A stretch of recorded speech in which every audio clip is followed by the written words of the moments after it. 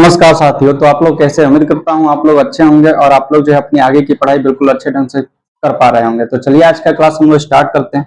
अगर हम लोग पिछले क्लास के बारे में बात करें तो पिछले क्लास में प्रश्नावली 2.2 का 3 नंबर प्रश्न तक देख चुके थे। अब हम लोग आज के क्लास में जो है प्रश्नावली 2.2 का ही चौथा प्रश्न देखेंगे। तो चलिए आज का क्लास हम लोग स्टार्ट करते हैं। देख लेते हैं 4 नंबर प्रश्न। देखिए 4 नंबर प्रश्न आप लोग को स्क्रीन पर भी दिख रहा होगा, दिख सकता है। बोला जा रहा है कि निम्नलिखित स्थितियों में से प्रत्येक स्थिति में बहुपद का सम्यक ज्ञात कीजिए। स्टार्ट करते हैं हम लोग इसको करना। यहाँ पे पहला जो बहुपद दिया गया है पी एक्स बराबर एक्स प्लस का 5 दिया गया। 1 नंबर प्रश्न है, यहाँ पे लिख लेते हैं। यहाँ पी एक्स बराबर एक्स प्लस का 5 दिया गया। इसमें हम लोगों से ये बोला गया कि इसमें क्या करना है, इसमें हम लोग को बहुपद का सम्यक दिया नहीं है, बल्कि हम लोग को क्या करना है, ज्ञात करना। ठीक है, ये हम लोग को ये बताना है कि इसमें बहुपद का सम्यक आखिर है तो क्या है। यानी कि हम लोग क्या करेंगे कि इसमें x का मान निकालें। ठीक है, x बराबर हो।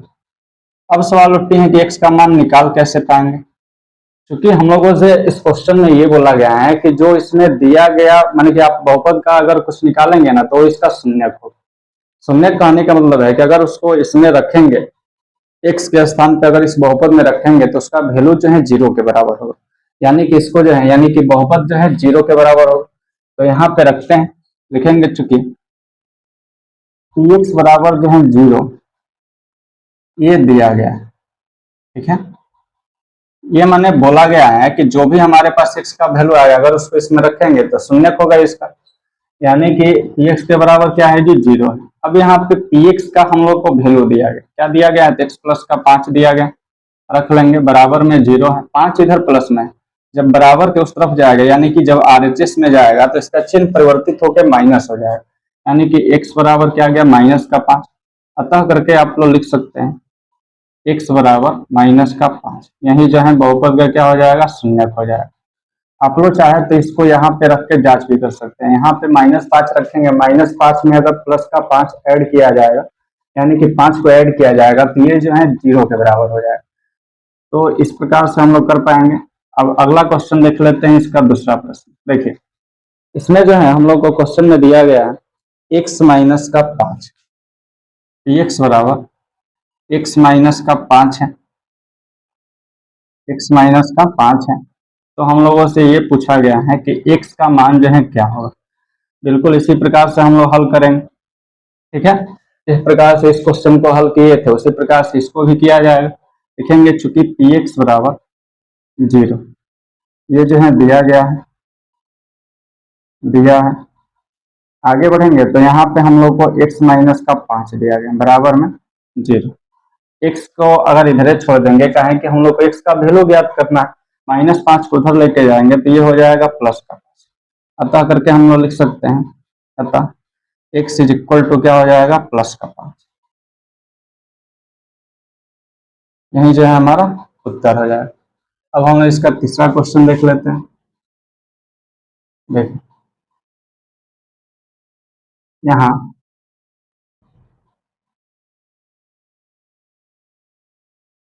पी एक्स बराबर 3 नंबर प्रश्न में दिया गया 2x प्लस का 5, 2x प्लस का 5 दिया गया।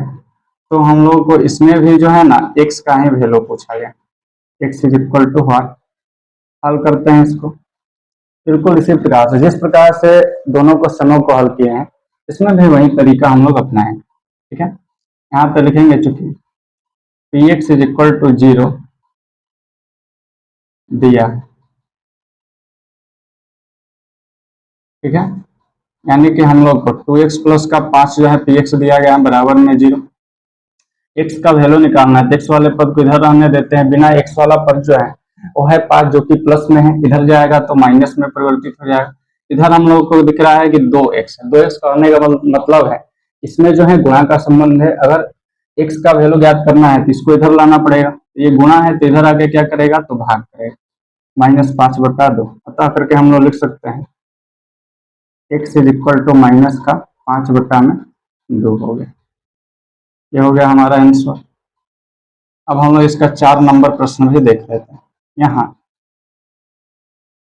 अगर देखा जाए तो पी एक्स बराबर जो है हम लोग को दिया गया है 3x - 2, 3x - 2। तो x का मान इसमें भी बताना है हम लोग को। हल करते हैं। चूंकि पी एक्स बराबर जो है लिखेंगे 0 जो है दिया गया, ये दिया गया पी एक्स बराबर 0 हम लोग को दिया गया। यहाँ पे पी एक्स का वैल्यू हम लोग को दिख रहा है कि वह है 3x - 2 बराबर में 0। हम लोग को x का मान ज्ञात करना है, तो x वाले पद को इधर ही छोड़ देंगे, बिना x वाले पद को उधर लेके जाएंगे। ये हो जाएगा बराबर में 2। x और 3 में आप लोग देखिएगा तो कुछ दिख नहीं रहा है, तो इसका अर्थ है कि गुणा का संबंध है, यानी कि गुणा जब उधर जाएगा तो क्या करेगा, भाग करेगा, यानी कि 2/3। अतः करके हम लोग इसको लिख सकते हैं कि x इज इक्वल टू 2/3। ठीक है, यही जो है इसका एग्जैक्ट वैल्यू हो जाएगा। उम्मीद करता हूँ आप लोग को ये चारों क्वेश्चन अच्छे ढंग से समझ में आ पाया होगा। आप लोग जो है इसको नोट डाउन कर सकते हैं। ठीक है, अब हम लोग क्या करते हैं कि इसको हटा देते हैं और इसका अगला क्वेश्चन देख लेते हैं।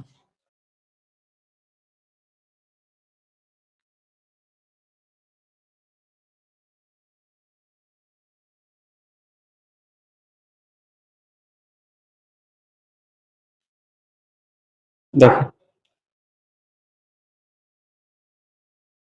अब हम लोग इसका 5 नंबर क्वेश्चन देख लेते हैं। यहाँ पी एक्स बराबर जो है 5 नंबर प्रश्न, यहाँ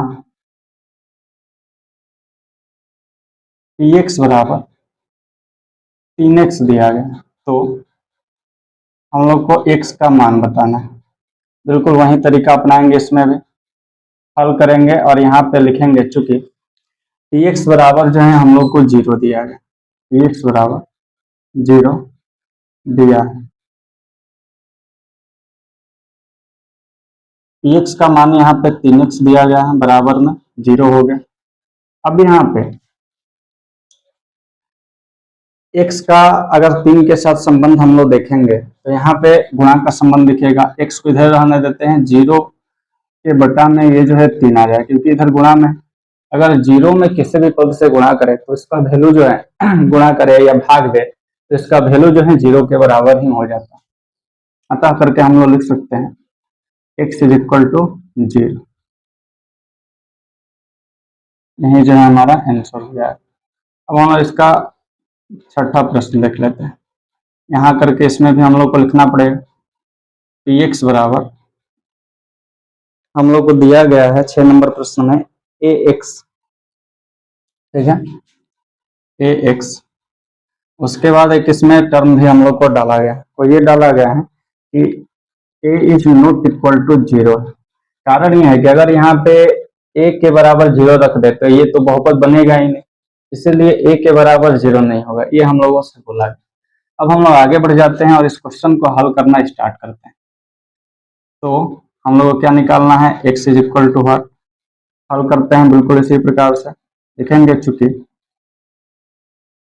पी एक्स बराबर 0 दिया है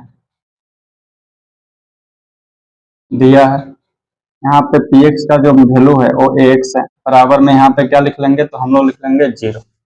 कहा है कि हम लोग को पी एक्स बराबर 0 पता है। अब हम लोग को निकालना है x का वैल्यू, तो x इज इक्वल टू ये जो है इसके साथ गुणा के रूप में, तो इधर जाएगा तो 0 के बट्टे में आ जाएगा, 0 बट्टा में। अब हम लोग ये जानते हैं कि 0 में किसी से भी भाग दिया जाए तो इसका वैल्यू जो है किसके बराबर हो जाता है, 0 के। अतः x इज इक्वल टू क्या हो जाएगा, 0। यही जो है हमारा उत्तर हो जाएगा। ठीक है, यही जो है हमारा उत्तर हो जाएगा। अब हम आगे बढ़ते हैं और उसका 7 नंबर प्रश्न जो है देख लेते हैं। देखिए, यहाँ पी एक्स बराबर सी एक्स प्लस का डी है, सी एक्स प्लस का डी है। यहाँ पर भी कुछ टर्म्स और कंडीशंस दिया गया है कि सी नॉट इक्वल टू 0 है। ठीक है, इसमें ये बोला गया है कि सी नॉट इक्वल टू 0 है। कारण आप लोगों को पता ही है इससे बहुपद का सत्य खत्म हो जाएगा। अगर सी के बराबर 0 होगा तो ये एवं में करके हम लोग लिख सकते हैं, एवं सी नॉट इक्वल टू 0 है। हम सी और डी एक वास्तविक संख्या है। ये हम लोग को लाइन इसमें डाला गया, तो हम लोग को ज्ञात क्या करना है, x का मान निकालना है। इसमें भी वही तरीका अपनाया जाएगा, कुछ तरीका में परिवर्तन नहीं। जो तरीका हम लोग पिछले क्वेश्चन में अपनाए वही तरीका इसमें भी अपनाया जाएगा। लिखेंगे चूंकि px बराबर 0 दिया है, यहाँ पे px का जो वैल्यू है वो है cx प्लस का d, बराबर में क्या है तो 0। हम लोग को किसका वैल्यू ज्ञात करना है तो x का, तो यहाँ पे क्या करेंगे, x वाले पद को इधर छोड़ देंगे। यहाँ पे d प्लस में है, RHS में जाएगा तो चिन्ह बदल जाएगा, यानी कि ये हो जाएगा माइनस। आगे बढ़ेंगे तो x और c में गुणा का संबंध है, ये हो जाएगा माइनस का d बटे में c। अतः करके हम लोग लिख सकते हैं x is equal to minus का d अपॉन में c हो जाएगा। यही जो है हमारा आंसर हो जाएगा। तो उम्मीद करता हूँ आप लोग को जो भी बताया गया होगा आप लोग को अच्छे ढंग से समझ में आया होगा। आज के क्लास को हम लोग इतना तक के रखते हैं। धन्यवाद।